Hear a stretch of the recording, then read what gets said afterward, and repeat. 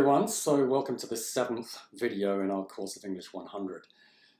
Today, I think happily, probably for all of us, we're going to be moving into the second part of the course. So we're going to start to broaden our analysis of rhetoric, of how language is used to persuade, and start to look at that in terms of advertising and politics and the law. And a bit further down the track, we'll start to look at how language is used in a more literary way as we start to explore some short stories. At the end of this video, probably for the last 10 minutes or so, I will introduce you to MLA and APA. This is the citation formulas that we need to use in writing our essays. This is ball-breakingly boring, so I'm just going to do it at the end in a fragment and then a bit more in the next video and soften the pain that way as best we can. Okay?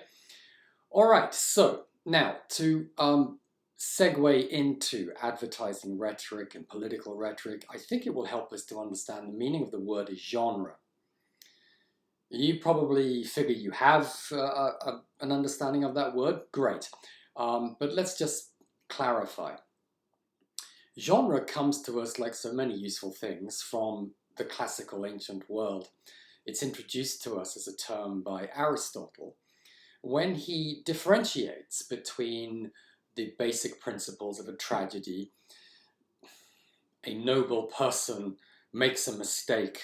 It's called hamartia. They refuse to recognize that they've made a mistake out of hubris or pride. Shit happens, and then too late they discover the mistake they made and terrible things happen. But in the audience, we experience what's called catharsis, a kind of learning experience as a result of this tragedy that we've been experiencing and watching. So we get the basic conventions, and then he gives us the basic conventions of comedy. These are genres. They're descriptive genres, and that's perhaps the first way we might enter into this subject. Descriptive genres are those genres which have conventions that ought to be followed without being hard and fast rules. As we sort of feed into the early modern period, we have the basic literary genres you're very familiar with. We have the novel, we have the drama, we have poetry, we have the short story. And then we have subgenres in a sort of thematic sense. Yes, tragedy, comedy, or tragicomedy. I've seen Shakespeare's Romeo and Juliet played almost as pure comedy. It was hilarious. I've seen it played almost as pure tragedy. It can be both. We have romance, we have gothic horror. These are the descriptive genres that you encounter, my guess is pretty much every night when you stream whatever it is you want to watch for entertainment on Netflix or Amazon or whatever. There will be a genre menu. So if you click horror, there had better be some zombies. You better be scared shitless, right? Otherwise you want your money back. So it comes with expectations. Creativity, when we're talking about descriptive genres, is in the blurring of genres, so that sometimes you're surprised, generically speaking, to encounter what you're encountering, but in a really good way. This we should contrast with prescriptive genres. And whilst I think of it, what's the difference between prescription and proscription? So, a prescription is setting down rules that have to be followed.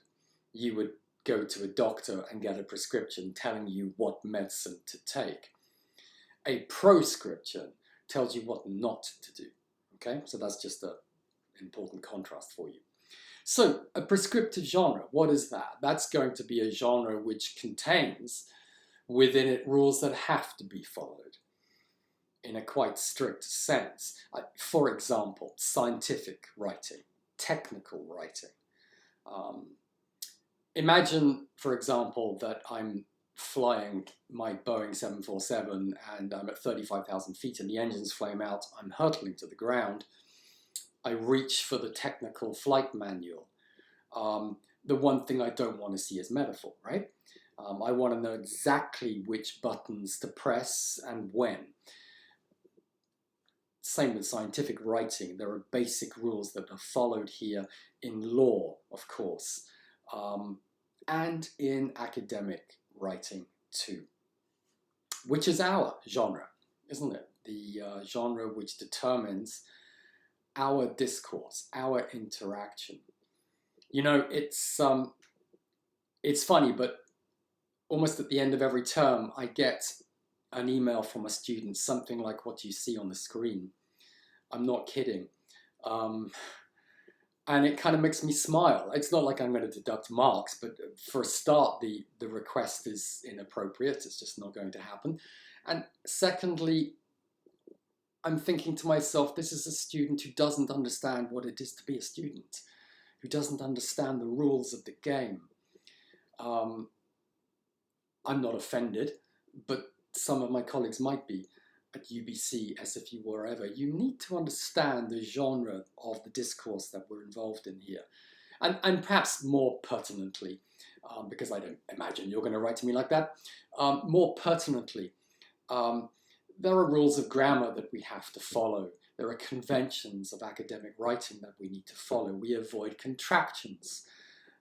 We avoid slang, colloquialisms. You know, we just need to keep things as formal as we can when we are writing in the academic genre. Look, I say this to you, if we're sitting in the bar, having a beer, for God's sake, you know, we don't have to follow academic conventions, right? But a word to the wise, at least you get my point, I hope. All right, let's just have a look at a text and see what we've got here in terms of genre and the use of language. So many terms describe normal and abnormal states of thyroid function. Euthyroidism, there we are, means that the thyroid gland is functioning normally. Like other endocrine disorders, the two primary thyroid disorders are related to increased secretion, hypothyroidism, and decreased secretion, hypothyroidism in the gland's hormones. You can see this comes from a text to do with surgical nursing. Clearly, this belongs to the genre of scientific writing, scientific text. How would you describe the language here?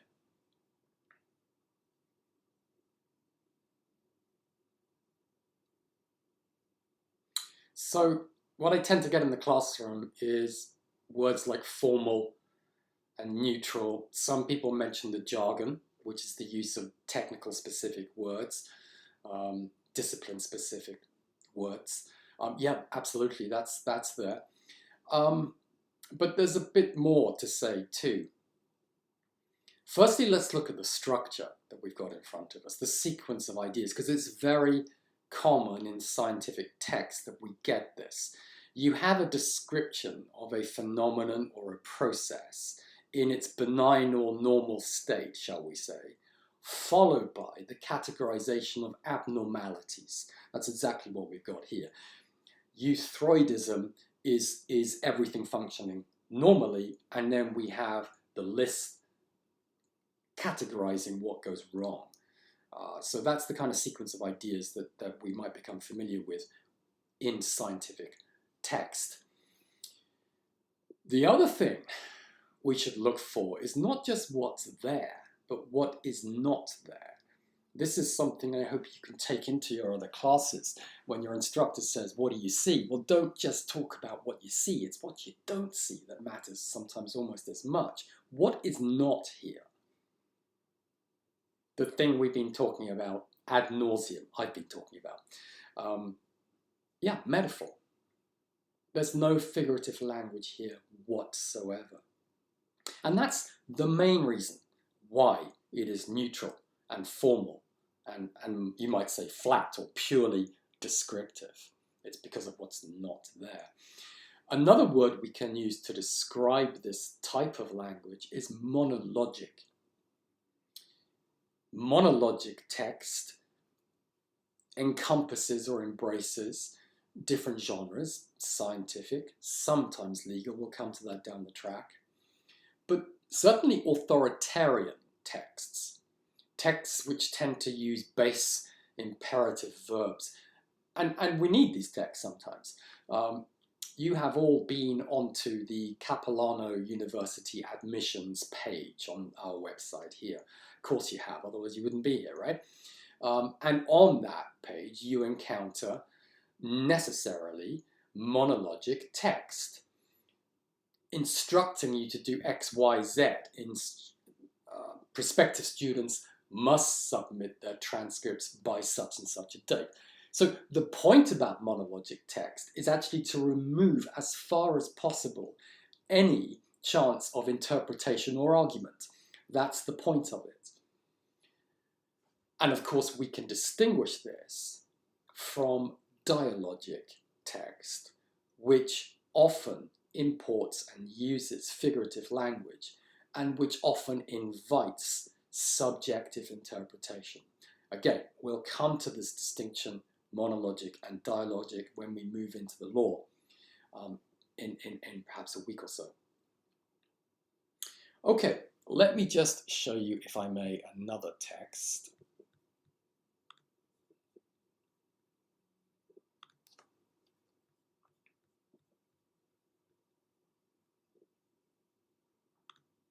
All right, now, can you repeat what you've just read? I do this in the classroom, and usually one or two students have a go.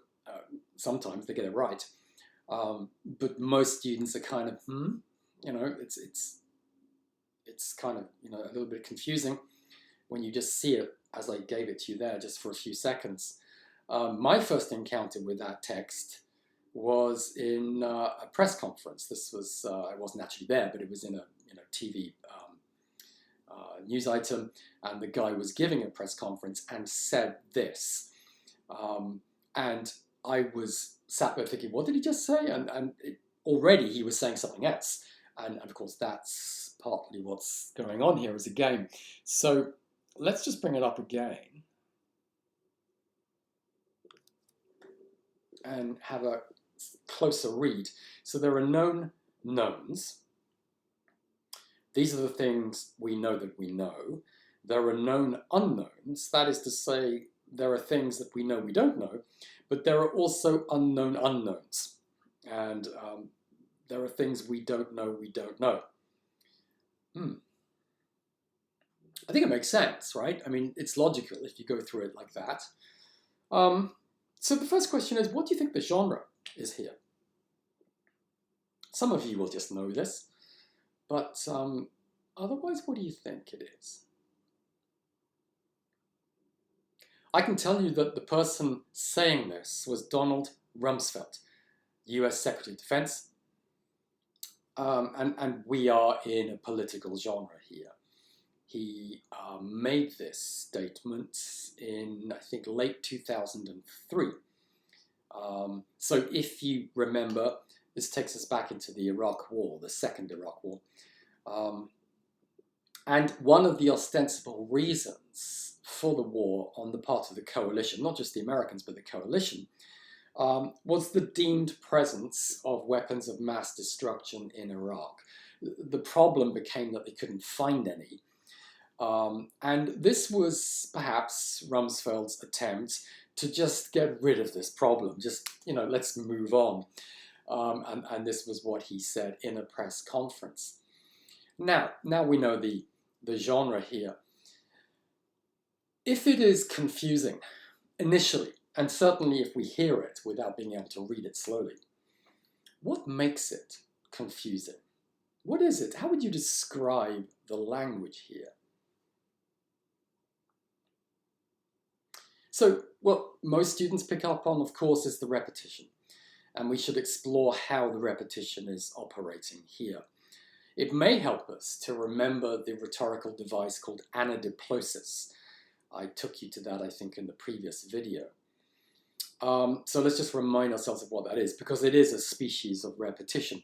So you have a statement, I think the example I gave you was, there was a couple, the couple became a family, the family became a tribe, the tribe became a nation. So you have that kind of metastasizing expansion, if you like, of an image. And that's what's going on here. It's just abstract, and that's why it's getting, it's, if you like, the metastasizing here is increasing the abstraction so that we end up with things we don't know. Um, and this is why I think we have a multiplication of a confusion. Um, it's as though, to use a metaphor, the listener or the reader is constantly having the carpet taken from under their feet. They feel stable, and then what they've just heard is repeated but slightly modified, and then again slightly modified. So you never actually feel as though you're on stable ground when you're encountering a text like this. If it is confusing for that reason, obfuscating for that reason, then do you think that was deliberate? That's a question for you. Say what you like about Rumsfeld, obviously a clever guy. This was probably put together by speech writers, these whiz kids from Ivy League universities that, you know, they're paid doodly squat, but they get to write stuff like this. What fun, yeah? But if the intention here is to somewhat divert and obfuscate and deal with the problem by moving on, then welcome to the world of political language and political rhetoric, because it's got a lot to do with diversion, sometimes for good reasons. But there are all sorts of techniques that are used so as to achieve that. Now, I will deal with that down the track. We will have a whole video on political rhetoric. The point I want to make now is that many of the techniques used in political rhetoric are used in advertising. So it's advertising that I want to turn to next. And I think it will help if we just ask ourselves a few questions about advertising rhetoric. Some of you will opt to write your research paper in English 100 on an advertising campaign. So if you decide to do that, it's going to be really helpful, I hope, for you to work through these questions. So beginning with repetition. You know, what are the forms of repetition used and why? Think about anadiplosis, think about other rhetorical devices that we've explored. Association is very important. What good things already liked by the target audience are associated with the product, and how? I suppose we could also ask vice versa as well. Is there any association with the basic need?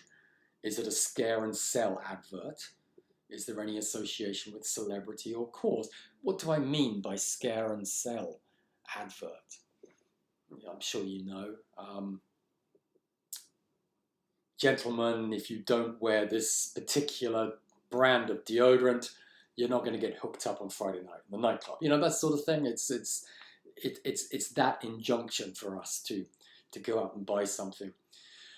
I can think of a weird kind of conflation of these two, scare and sell, the celebrity, and then the pitch, which you can see below. With the guy we had back in the UK years back, when I was growing up there, he basically had spent most of his life in the slammer, in prison. Nothing very serious, no murder, no GBH, grievous bodily harm or anything like that. I mean, he was just basically a serial burglar. I mean, that's what it amounted to, it seems. So he's in prison, and then he sees God, as one does. Then he's writing a book. Then he's appearing on breakfast television when he gets out, and he's kind of like this B-list celebrity. Next, he's, I think, in the jungle, celebrity. You know this bullshit, right? And then I remember he was advertising these security bars on windows for residential properties. So imagine the scene. It's at dusk. And he's wearing this ridiculous sort of prisoner's outfit. I don't know why, but and he's this kind of menacing-looking skinhead, and he's pulling away at these bars. And then he turns to the camera and says, "If I can't get in, no one can." And you think to yourself, "Yeah, okay, fair enough. I mean, you should know, right?" And so it's bizarre, this sort of conflation. You need these things, hurry, get them now, and trust me, because I know what I'm talking about. There's the ethos, right? Okay, a mission, diversion, obfuscation. What examples can you think of for that? I mean, I'm sure you can come. I get loads of examples in the classroom. You know, fast food ads that don't take you to the gluten and the fat and all that sort of problems there. You know, with these drinks. Think of beer ads. I mean, you know, we see these happy, shiny, bright people, you know, drinking their bud or whatever it is. I mean, we don't see them vomiting 6 hours later in the washroom. Cigarettes, I mean, there's a good one, right?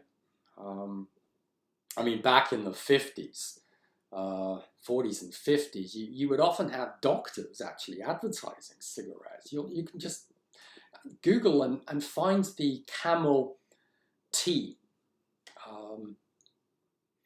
And, you know, you have a doctor and he's talking about how it's good for the throat and it also tastes good. And then, of course, we have the association with cancer. And so, you know, difficult now. I mean, you have to kind of advertise if you're even allowed to, because I don't think you can in Canada. But you now have to advertise by diverting away from the actual properties of the product itself.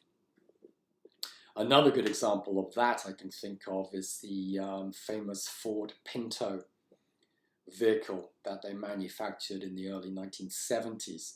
This was a family four-door sedan, saloon, I'm not sure what you call it out here.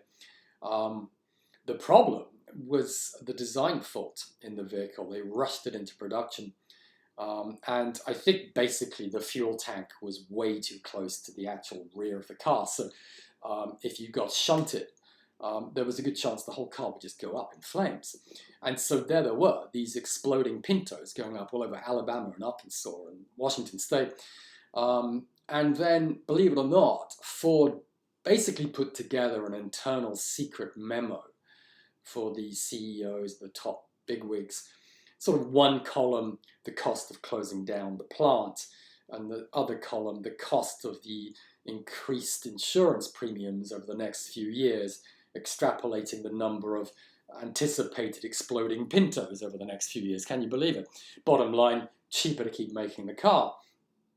So then there was this TV commercial, you know, you can just imagine it, the scene, you know, Ma and Pa and Jimmy and Sue and Fluffy Bloody Dog and the picnic and, you know, lovely sunny day.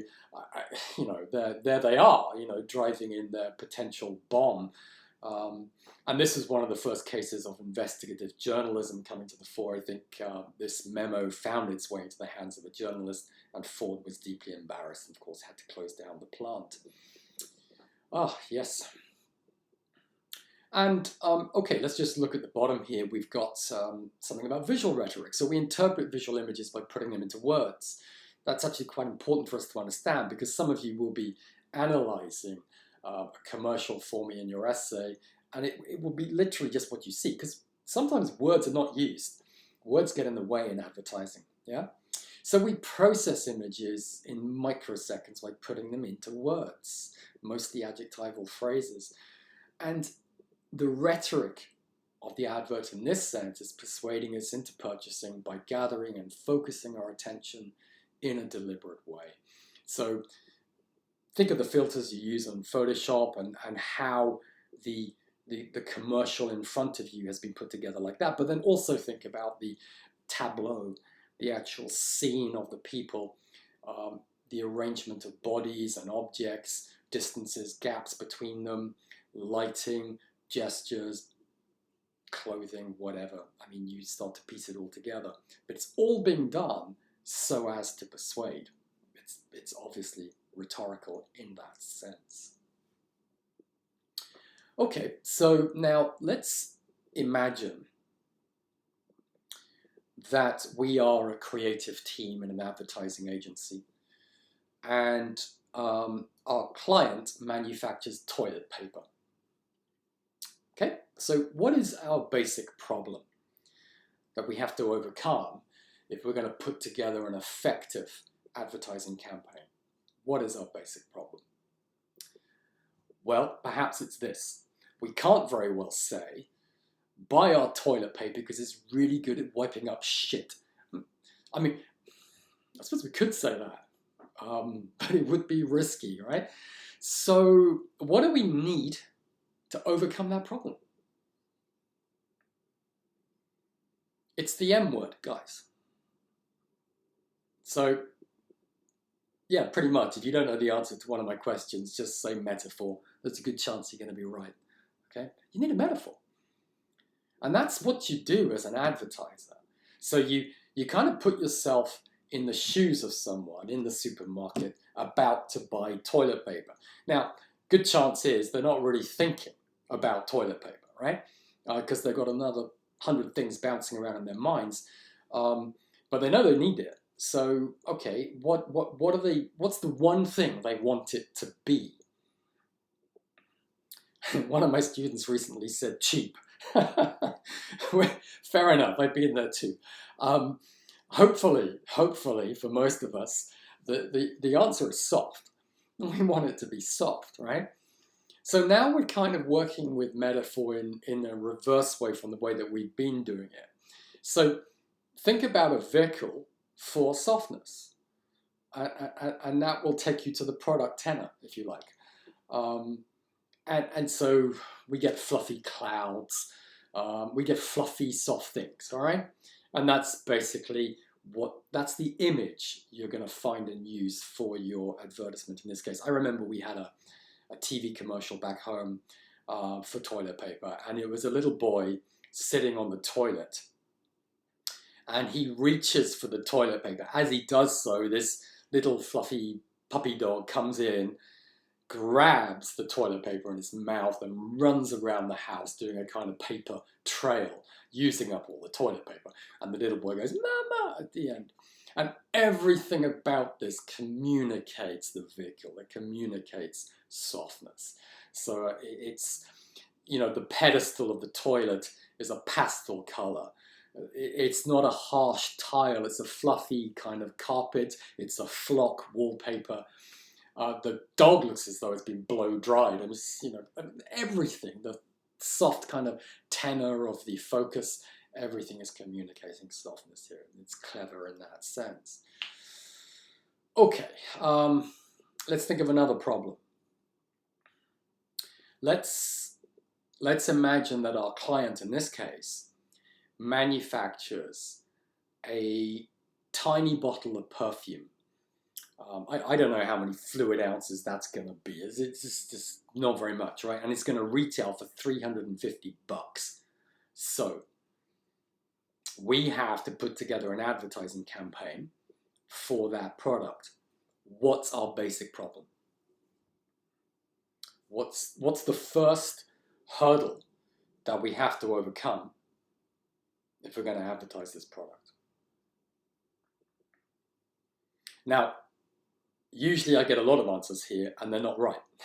So, because I get students saying, well, what do we do about the smell? People can't smell it. It's a really good point, but it's not the first obstacle.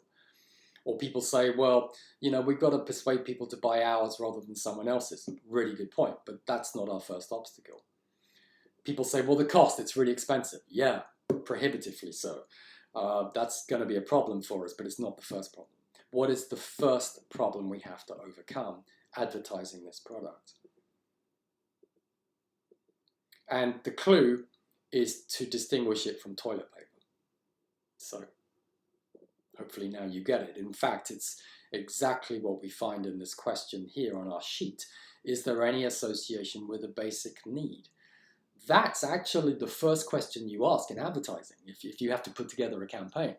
Because if the answer is yes, as it would be with, toilet paper or toothpaste or maybe bread, then whoopee-doo, right? Because then all you've got to do, really, is persuade people to buy your product rather than the competitor's product.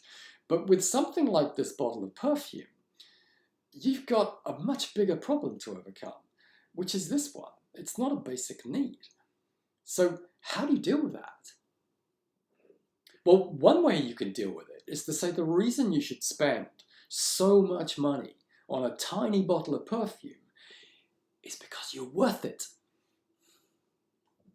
Which I think is L'Oreal, isn't it? I think it's their campaign. And it's very clever when you actually think about what they're doing here. because you're worth it. In psychology, we have this phrase, out of sight, out of mind. You've probably heard it, of course you have. It's very powerful. It's very true, arguably. Out of sight, out of mind. That's the principle, the psychological principle I think L'Oreal are working with here. They know the problem they've got. And what they're trying to do is this. They imagine you standing there in Sears, or not Sears anymore, in the Bay, wherever, you're looking at this tiny bottle of perfume, and all they're doing is planting the answer. That's the only thing that they want in your mind is the answer to that unseen question. Oh, yeah, I'm worth it. I guess they could have said, because you deserve it. They probably did when they were brainstorming this, play around with these different words. But there's a difference between deserve and worth. Deserve kind of raises that other question in your mind, standing there in the shop, which is, well, actually, I probably don't deserve it. I haven't done enough work today or whatever. Worth goes more directly to self-worth, doesn't it? And kind of self-evaluation and ego in that sense. Why would you not value yourself at $350, right? I think that's the idea. In other words, they're connecting ego here, self-identity, with an actual dollar value here. That's the function of the word. We have a sentence fragment. That's important to recognize. You cannot write in sentence fragments in English 100 or at university, because that's not the genre. But that's not the rule required by academic writing. But in advertising, words just get in the way. Of course you can write in fragments, and they can be very effective, and they create the impact here. We also have the association with a celebrity. I was in Russia a while back, and I think it was, I just remember seeing this billboard with Natalie Portman. I think it was Natalie Portman. And a very clever use of celebrity, because you've got a multi-talented, multifaceted woman who I think is actually published in scientific journals, but who also happens to be, good looking and a Hollywood actress and talented in that respect too. And so I don't think the assumption is that, if I buy this perfume, I will smell like Natalie Portman or be her. It's more that you want other people to associate you with her, that icon, that approximation of an ideal. We want people to reflect upon us in that way. And I think that's how powerfully celebrity can work in advertising.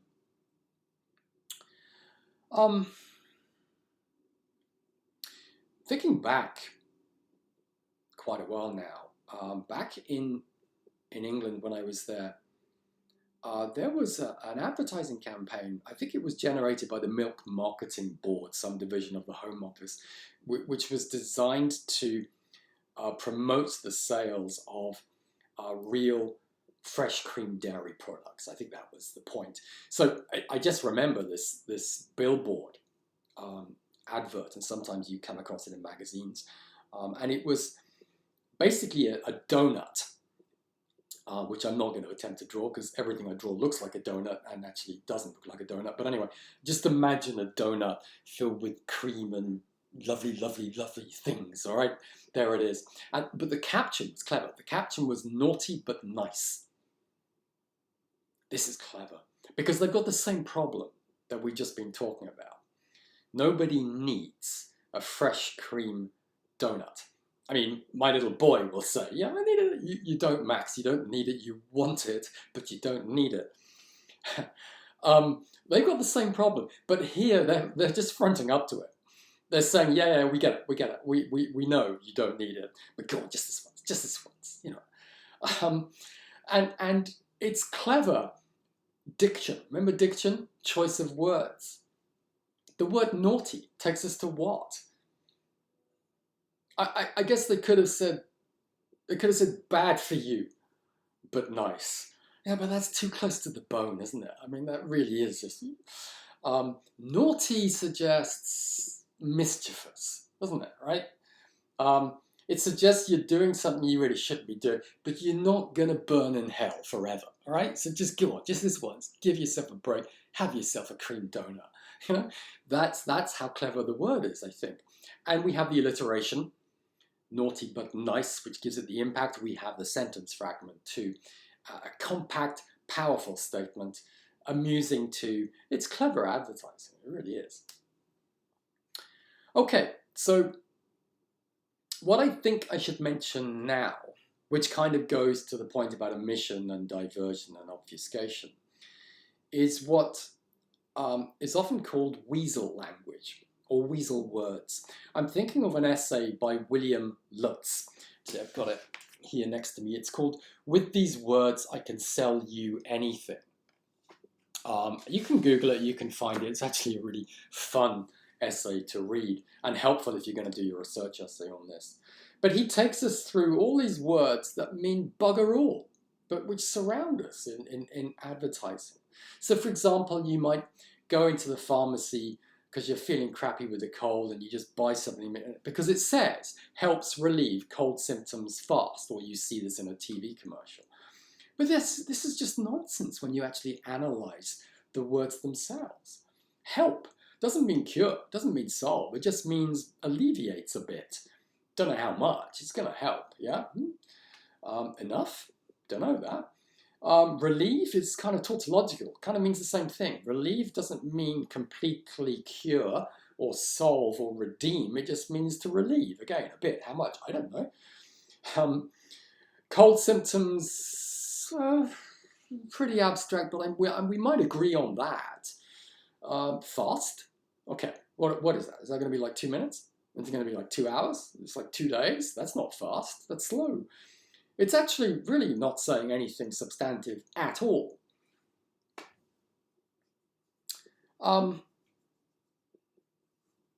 There's another case he takes us to, William Lutz, I'm talking about here. It's the famous case of Whittington and Eli Lilly. So basically Whittington, and this is a US case, I think from the 1970s. So Whittington female purchased contraceptive pills made by the manufacturer Eli Lilly. So she took the pills as directed and then subsequently became pregnant and then sued the company, all right? So the judge in the case turned, among other things, to the actual wording used to advertise the product and came across this phrase. When taken as directed, the pills offer virtually 100% protection. So the judge then got out the dictionary, the Webster's dictionary or whatever they were using, and took everyone to the word that is just screaming at us, isn't it? The word virtually. Because the word virtually means exactly what you know it means. It means in nearly every case, but not in every case. And so in this case, that single word operated as a legal disclaimer. It had that power. And she lost the case because basically what the manufacturer is saying is if you take the pills as directed, sooner or later, you're going to get pregnant. Huh? Or somebody will.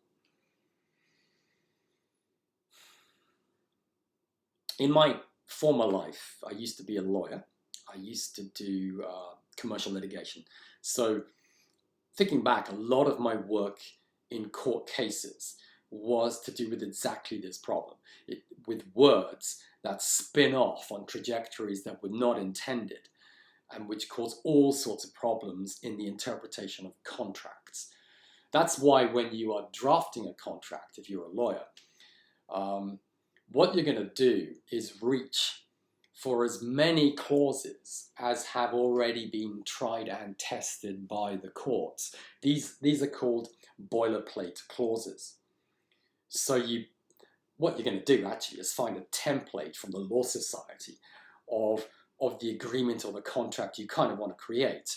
And then the challenge is going to be filtering in or adding clauses so as to meet the particular needs of your client. Every client presents you with a different factual matrix, right? So that's the challenge, and that's where it gets a bit scary.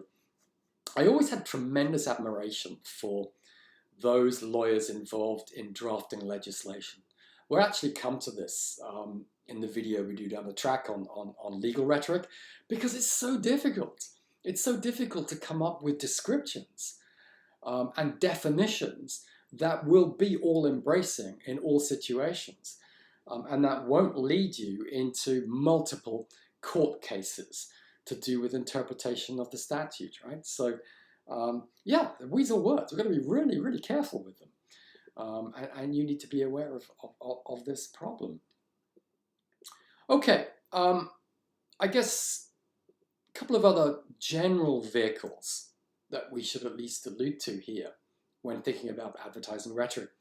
One very effective one is humor. It goes to pathos. Remember, we don't forget everything we've learned here. Advertising is all about persuasion. And it's nearly all about pathos, isn't it? It's just appealing to our emotions, trying to engage with us at that level so that we feel titillated, excited, amused, whatever, so as to purchase. So I'm thinking about a TV commercial from a while back in the UK. And it takes you to a swimming pool. And quite clearly you can see it's some kind of Olympic highboard diving competition, right? So the first contestant or competitor comes out, I don't know, it's from France, and you can see him up there on the highboard. He's got this amazing kind of six-pack body, in these Speedos, and he does this incredible triple swallow dive into the pool, and everybody's applauding, and the commentators going bananas, and the judges give it sort of 9.1, 9.2, 9.1. The next competitor comes out from, I don't know, Canada, and he's got this amazing six-pack body, and he does this incredible triple swallow into the water. And the commentator goes bananas, and the judges give it 9.3, 9.4, 9.5. Next competitor comes out from GB, and he's this really big, obese guy, right? And he's got these tiny Speedos on. He's got this huge belly, white belly, which is, and then he does this belly flop, into the water, right? I mean, it's disastrous, appalling. And the commentator goes bananas, and the judges give it 10, 10, 10, 10, 10. What do you think this could possibly be advertising? Well, the answer is beer. Of course it's beer, right? And so the caption is a mug of beer. And then you have John Bull Bitter, the no-nonsense pint. This is brilliant, guys. This is brilliant advertising.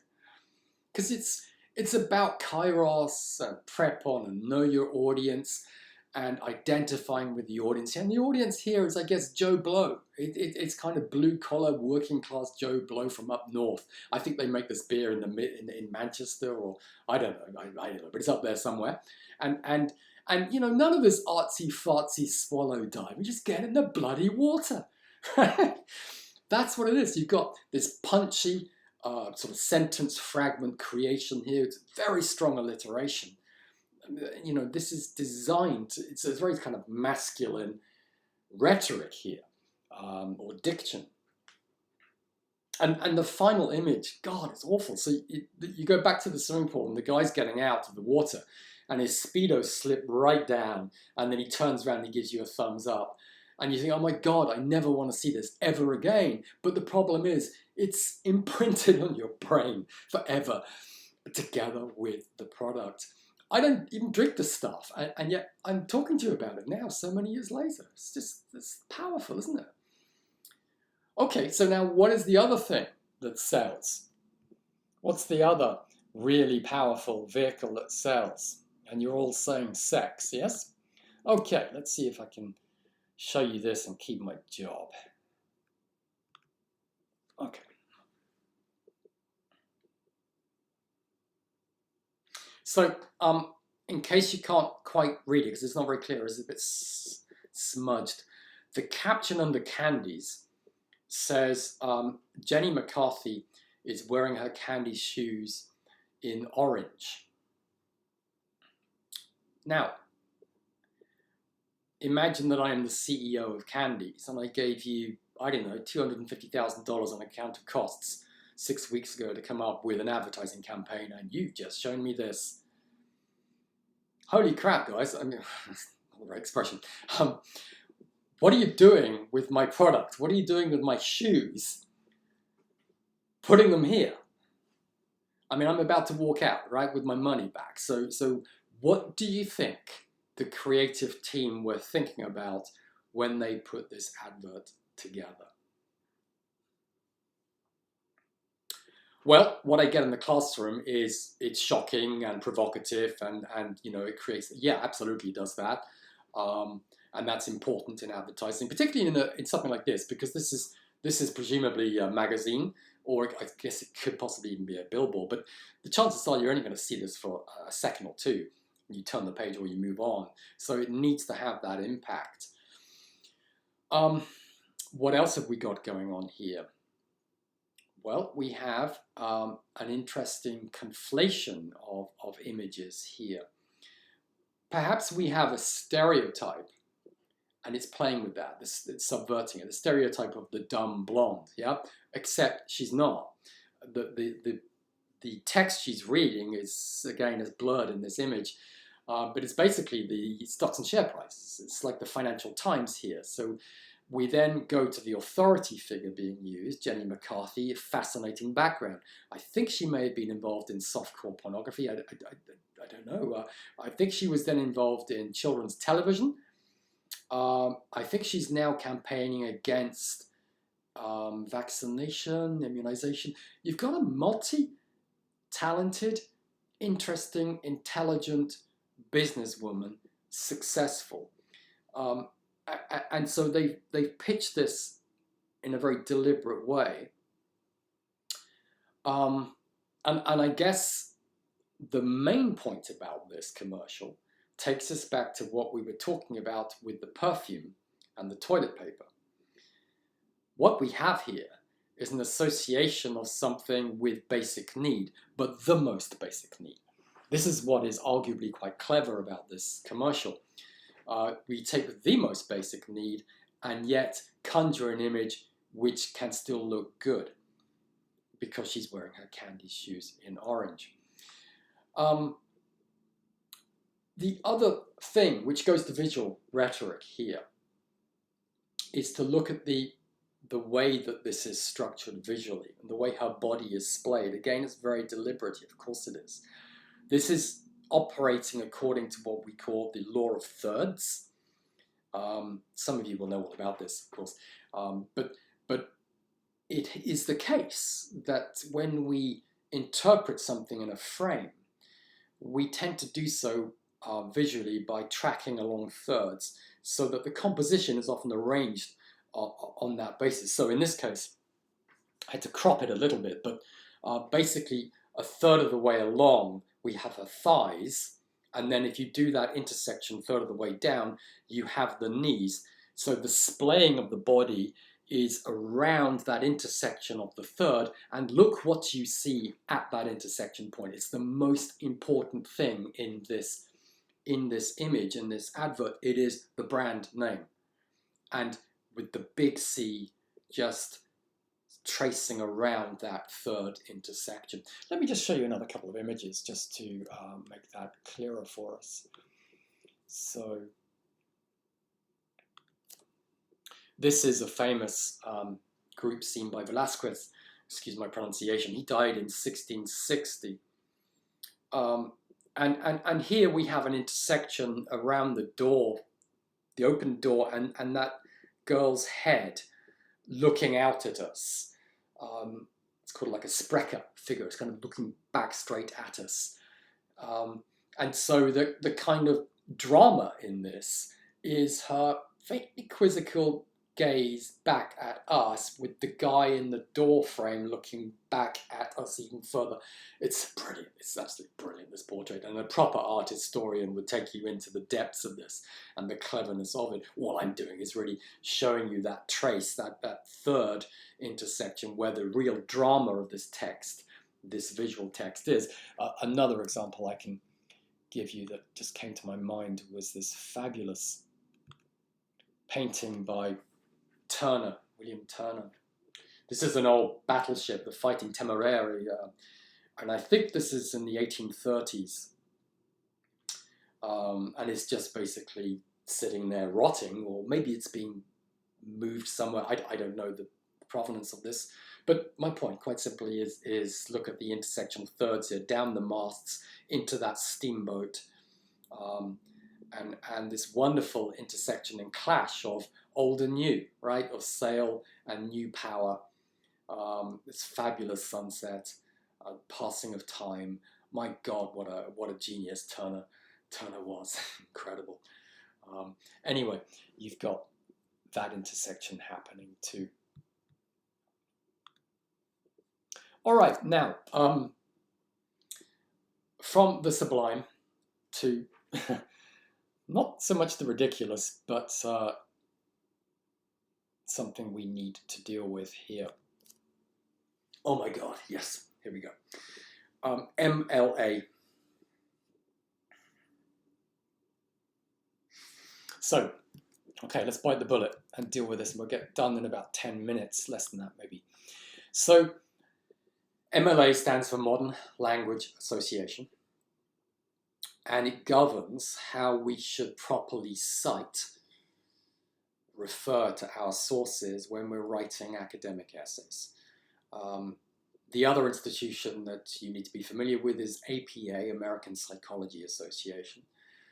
And you would use whichever, depending on your circumstances and the paper you're writing. I think if you're in business and tourism, you'd probably be encouraged to use APA.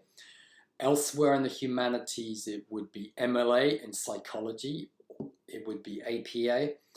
And then in law, you've got your own formatting to sort out. So what I'm going to do is teach you MLA, because that's the field of English. But because the process is what I'm teaching you. And the process is the same, whether you do MLA or APA. So what you can do in your English 100 research essay is elect for APA if you want to. That's absolutely fine by me.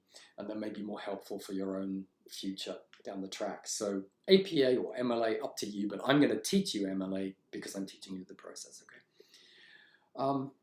Right, so let's just take this step by step. Let's imagine that you either go into the library or you're on the library search engine here and you come across a book and you do a bit of reading and you find something that you think you want to use in an essay, and you end up using in an essay, a piece of information. So let's just mix up the information and make it a bit silly, because then we might remember it. So let's imagine it's printed by Useless Books Press back in 2002. Let's imagine the title is, I don't know, Heavyweight Monkey Wrestling, all right? Silly enough. And the writer's name is Tom Smith. So that's kind of jumbled up information that we have. Now we start writing our essay. So in thinking about what to do with MLA or APA, it's a two-step process. So the first step is what we do in actually writing the body of our essay. And there are two ways in which we deal with citation there. So the first is when we use the actual name of the scholar in the sentence itself that we're writing. So for example, it might be the historian Tom Smith has argued that heavyweight monkey wrestling was practiced by Tibetan monks in the 16th century. I wrote that down on the board once and a student asked me, is that true? So tempting to say yes. Anyway, but the point is that because in that sentence I've given the actual name Tom Smith, all I do at the end is give the page number from the book that I got it in, All right, so bracket 43, if that's the page, close bracket, period. The alternative way of dealing with this is a more general reference in your essay writing. So if you were to write, for example, historians have argued that heavyweight monkey wrestling was practiced by Tibetan monks in the 16th century. Here, you would actually need to give the name of the scholar who gave you that piece of information. So here it would be bracket, Smith, gap, page number 43, whatever it is, close bracket, period. That's how you would deal with the citation there. And note that there's nothing between the name Smith and the number, page number. A lot of students put commas in there. It's incorrect. So, that's how detailed we have to be. All right, that's step one. So you do your citation as you're writing your essay like that, one or the other way. Then step two happens at the end of your essay. You create a new page, which is called a works cited page. Cited actually means referred to. And on this page, you list in alphabetical order all the writers, scholars, academics you actually referred to or cited in the writing of your essay itself. So this is not a bibliography. You're not giving me a list of all the things you've read. You're only listing the things that you actually referred to. Okay? Then you need to put it in the correct MLA format or APA format. Here, let's take that jumbled up information I gave you, and we're going to have the following MLA format. It will be Smith, Tom, period. Heavyweight monkey wrestling is now going to be italicized, or it could be underlined, period. Then you're going to have Useless Books Press, 2002, period. Bingo, that's it. That is how you would put it in correct MLA format. So now, the good news. The good news is that you need help, and you have help to do this, because nobody can remember this crap, right? So this is where you need to refer to your Capliner Guide to Writing assignments. This, I guess, is the edition you're going to get online. And we are going to zip all the way down .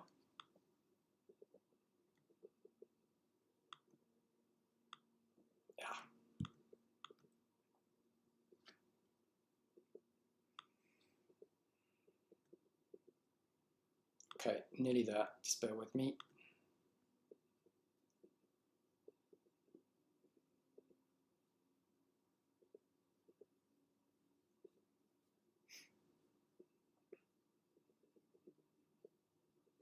Here we are. Here we are. Sorry about that. So we're now page 82. And you can see it says MLA style and documentation. Here are the sample in-text citations. That actually is step one. Okay, so in-text means in your essay when you're writing it. So what you will do is say, well, what sort of source have I used?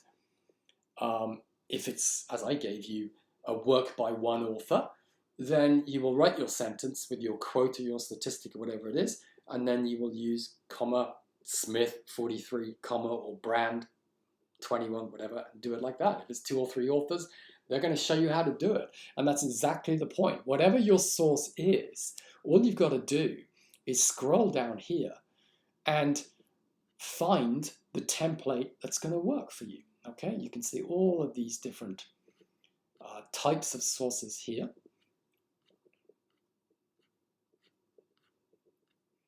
Non-print sources will be particularly relevant nowadays, won't they? So electronic text,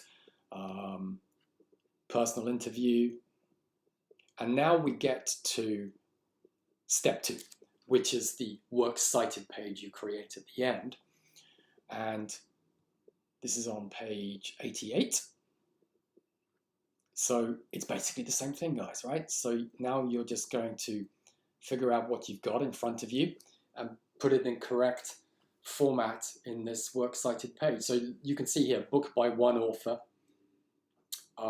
Here is the template. So in our case, it would be Smith, Tom, Heavyweight Monkey Wrestling in italics. You can see the period there, Useless Books Press, comma, and then you've got 2002 period. I would use that template to reconfigure my information and put it in correct format for that particular source reference in the Works Cited page.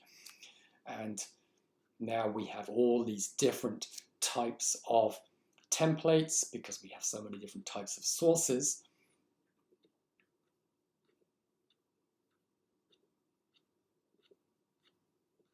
Translated book, anthology will be important. A lot of you will be using that template. And the periodical articles.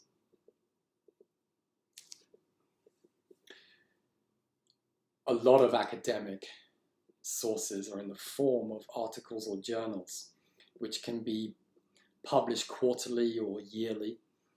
And the point about continuous pagination is that, let's imagine you have a quarterly. Let's say it's, well, it could be the Review of International English Literature, or it could be Shakespeare Quarterly. It would begin on page 1 for January the 1st and go up to, I don't know, page 250. And then for the second volume, for the second quarter of the year, it would carry on. So it would be page 410 or 230, and it would carry on. The third quarter would carry on the continuous pagination until you get to the end of December, by which time the page number could be 1028. All right? The point about 2.2 at the bottom here is that sometimes you have a restart of the page numbers at the beginning of each volume. Okay, so this actually makes it clearer if you read through that. And you're going to find electronic sources here a bit further down. Here we are, online electronic sources.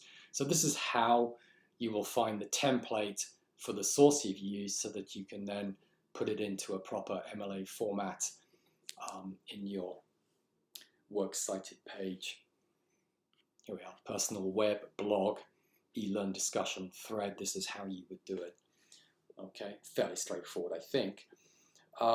What I thought I'd do right at the end of this is just give you an example here. And then we can see how this works.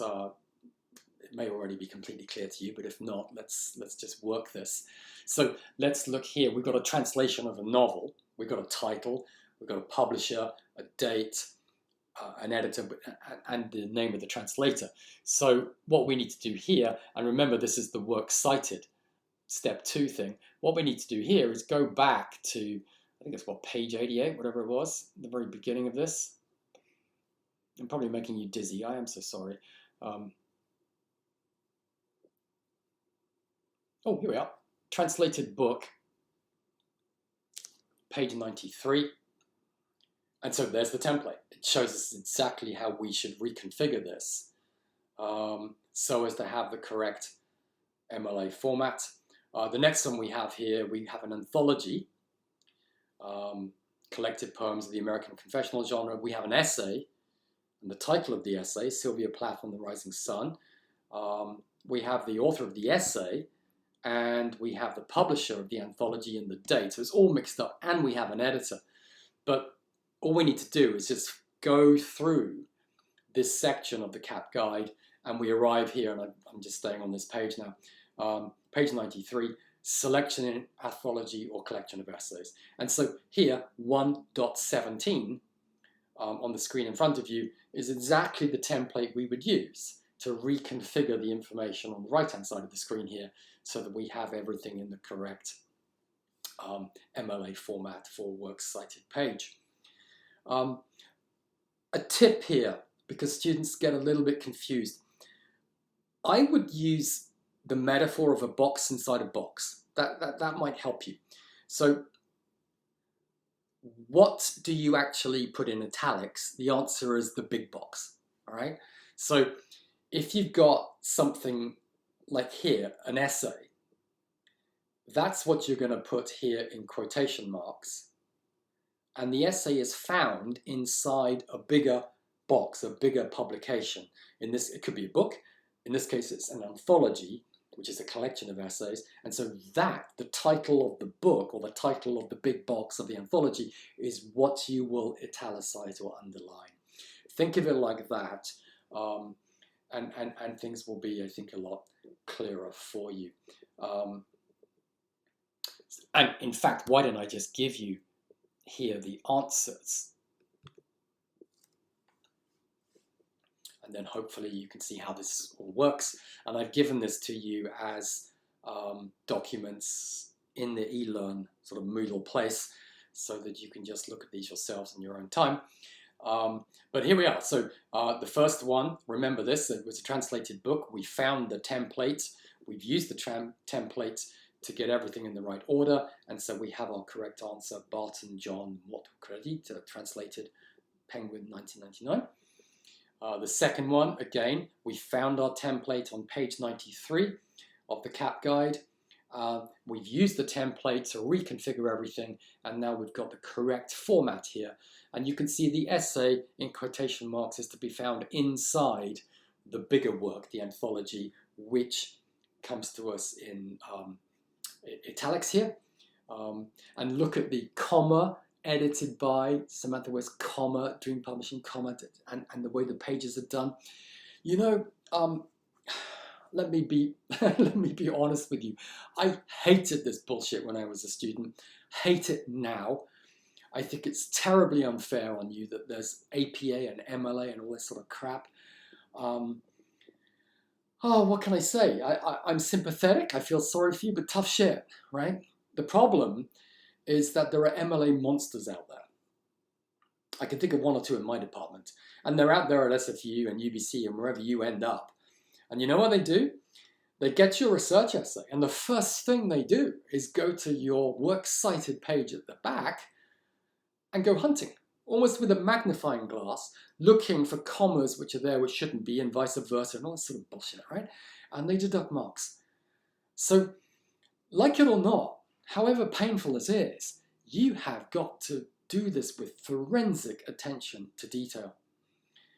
And to add to your problem and misery here, there's no real consistent logic to this. They keep changing the bloody rules as well. So sometimes you'll find that dates are done in a certain way or page numbers are done in a certain way, but not in other sources. So, you know, all I can do is sympathize, but tell you, you need to take it seriously and you need to pay great attention to detail here and get it right. Otherwise, you're just going to be hurting yourself. Okay, so the third one here is a lecture. And the template is on page 104. Next one is 96. Here we are. Article in a newspaper or a newsletter unsigned, 2.7. And so you can see I've used that as my template here to configure the information and get it correct. We have the title of the whatever the newspaper article is, Soft Lumber and Naftagon Pulp. Then we have it inside a newspaper. So the newspaper is in italics, comma, the date written exactly the way it is here, comma, page, in this case 14, voila, okay. And the final one on page 95.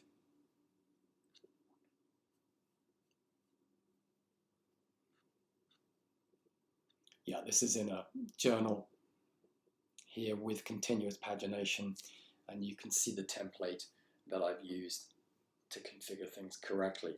What a bloody nightmare, yeah? I totally get it, but still, at least we've done it. In the next video, I'm going to be taking you back into the CAP Guide to Writing, which sounds horrific, but actually there's some really good stuff in here on how to write better essays. So we're going to be looking at that in much more detail. I'll do a bit more work on grammar and maybe just a bit more work on MLA, so I can say that I did it, all right? And then we'll move on to happier and more interesting things, all right? So I'll leave that with you and see you next time. Thanks very much.